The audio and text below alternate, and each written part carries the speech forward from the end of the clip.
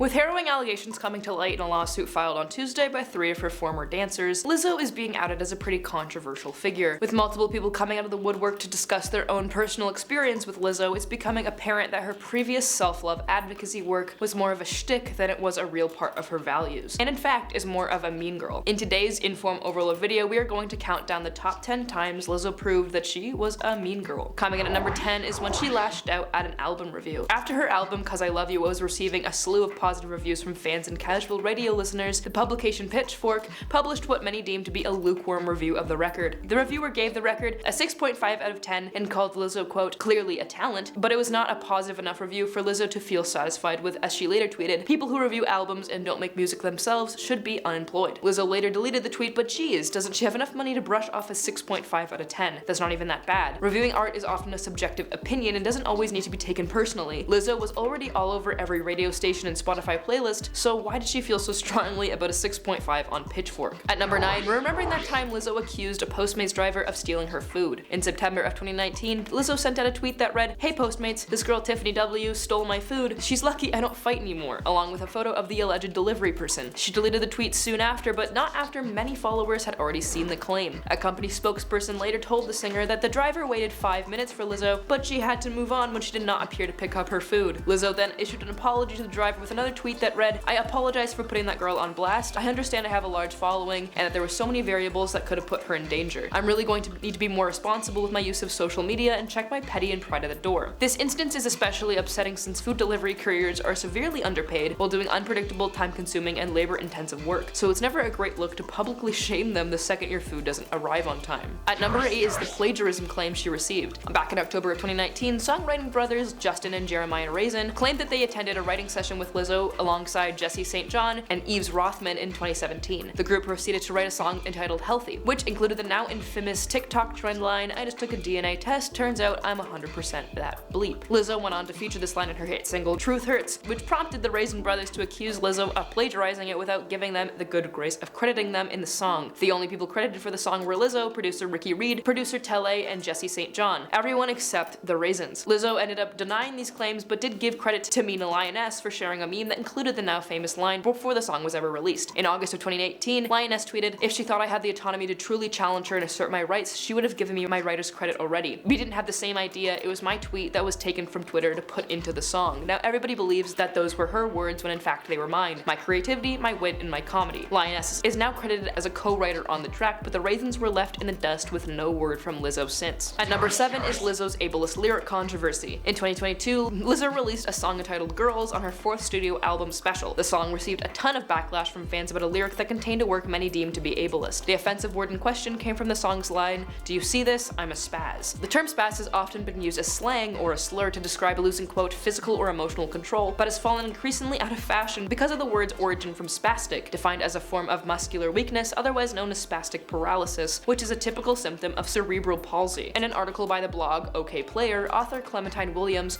put into perspective why this word was used, saying, quote, "During the 90s era of hip-hop, spaz was not used to make fun of the disabled community, but as a descriptor for, quote, going wild." However, it's become pretty well known in society that this term is no longer acceptable to use, and for someone as popular as Lizzo, this seems like a big oversight for her and her team. Lizzo went on to release a new version of the song Girls and sent out a statement on Twitter bringing attention to why she was changing the word in the lyric. The tweet read, "Let me make this clear, I never want to promote derogatory language. As a black fat woman in America, I've had so many hurtful words used against me, so I understand the power words can have, whether intentionally or in my case, unintentionally. This is the result of me listening and taking action. As an influential artist, I'm dedicated to being part of the change I've been wanting to see in the world." And this was the correct reaction to such claims. She really couldn't have handled the situation any better. But her current allegations don't have as easy a fix as changing a word in the lyric, so it'll be interesting to see how she handles the claims of her hostile work environment. At number 6 is when Lizzo openly said some pretty inappropriate comments about BTS. In a CBS interview where Lizzo listens to the K-pop band's music for the first time, she said she would collaborate with the boys, but her comments took an unnecessarily risque turn when she mentioned she wouldn't be able to focus on making music because she wouldn't be able to keep her hands off of them. She said this in an obviously more graphic way, and although it sounds like she was trying to make a joke of some sort, people did not find it funny at all. Many fans of BTS rightfully criticized Lizzo for being extremely disrespectful. This isn't the first time Lizzo made inappropriate comments about other artists. In fact, during an interview on Kiss Breakfast with Tom and Daisy, Lizzo made similar remarks about Harry Styles, where she joked that she and him had slept together. As well, at a concert in Miami, she invited Styles to come up on stage with her to sing her song Juice, loose, and as they sang together, Lizzo seemingly tried to grab Styles' butt. He smiled along and even tried to grab back at her, but fans still accused Lizzo of sexualizing the singer without his consent. Lizzo has not made any public comment about either of the situations, especially after the recent allegations coming out about her. This situation has an entirely new air of disgust to it. Thinking that you can just say and do whatever you want to people without receiving any sort of consequence is peak mean girl behavior. Our halfway point concerns the negative comments she made about Taylor Swift. In an Instagram live, Lizzo spoke to her 13.5 million followers, praising Beyonce's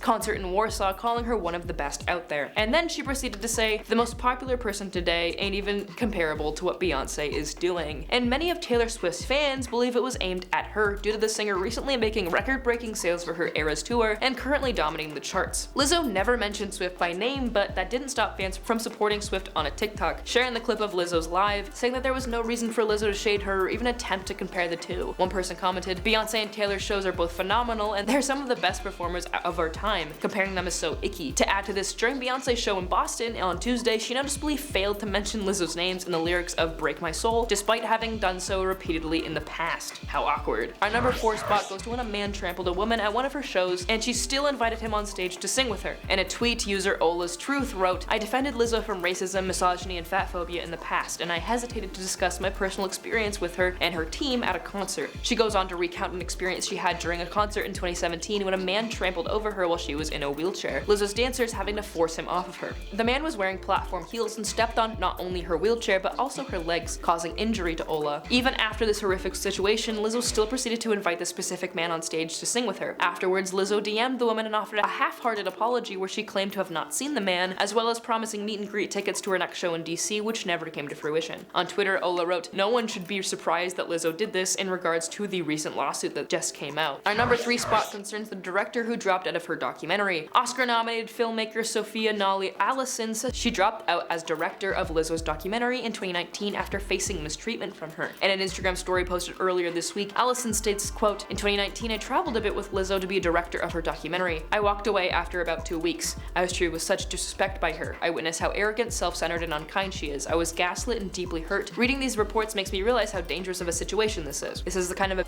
power that happens all too often. Allison refrained from mentioning what exactly Lizzo's behavior entailed during their time working together, but it's clear that enough happened to deeply affect her. Our runner-up is Lizzo's creative director speaking out. After the lawsuit from former dancers went public, more of Lizzo's former employees are speaking out in support of them. In fact, just hours after the women came forward with allegations, Lizzo's former creative director and dancer Courtney Hollenquist claimed that they experienced similar treatment. In an Instagram story posted on Tuesday, Hollenquist wrote, for clarification, I'm not a part of the lawsuit, but this was very much my experience in my time there. Big shout out to the dancers who had the courage to bring this to light. Soon after, Wilson shared a screenshot of Hollenquist's statement on her Instagram story where she said she was, quote, echoing everything that was already said. Wilson went on to say, I haven't been part of that world around 3 years for a reason. I very much applaud dancers' courage to bring this to light, and I grieve for parts of my own experience. I'd appreciate space to understand my feelings, she concluded. To which Hollenquist replied back to the creative director saying, my sister forever, only a few know what we've been through. Love you, Quinn. Our number 1 spot is the lawsuit allegations. According to court docs obtained by ET, Ariana Davis, Crystal Williams, and Noel Rodriguez, all former dancers of Lizzo, claimed that they faced sexual, religious, and racial harassment, disability discrimination,